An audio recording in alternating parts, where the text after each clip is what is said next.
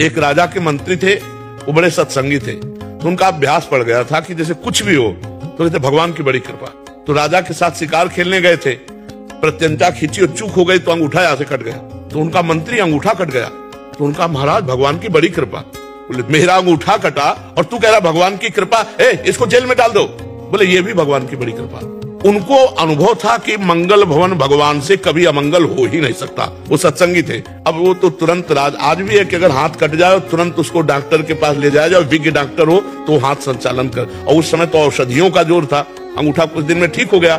फिर शिकार खेलने गए तो कुछ सैनिक संग थे, मंत्री तो जेल में थे, तो सैनिक पीछे रह गए, उनका घोड़ा आगे बढ़ गया। तो दूसरी सीमा में एक मनुष्य को ढूंढा जा रहा था नरबली देने के लिए। तो जो ही राजा को देखा तो दूसरे राजा ने अपने सैनिकों के साथ उनको कवर कर लिया कि इससे बढ़िया क्या होगा। पड़ोसी राजा, अब राजा को पकड़ लिया गया, बंदी बना के ले गए, स्नान आदि कराया, और जब बलि के लिए ले जाने लगे तो देखा अंगूठा में कटे का चिन्ह। तो उसी की बलि चढ़ाई जाती है जो तनिक भी अंग भंग न हो। तो उन्होंने कहा भाई ये तो बलि देने लायक नहीं, छोड़ो इसको। छोड़ दिया। अब उनको लगा यार मंत्री ने ठीक कहा था, अगर अंगूठा ना कटा होता तो गला कट जाता, भगवान की बड़ी कृपा। लेकिन मंत्री जेल में सड़ रहा है, मंत्री पद से हटकर जब उसको जेल में डाला तो उसने कहा बड़ी कृपा।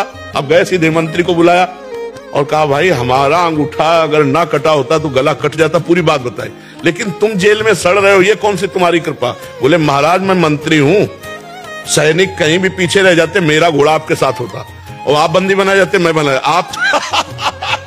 आप तो अंगूठे के कटे होने से बच जाते, लेकिन मेरी बलि चढ़ जाती। तो भगवान ने मुझे जेल में रखा है, बड़ी कृपा। तो अगर हम वास्तविक विश्वास करें तो भगवान जो करते हैं उसमें कृपा ही है, पक्का कृपा है, उसमें हम संशय ना करें। भगवान के भरोसे रहे, नाम जप करें।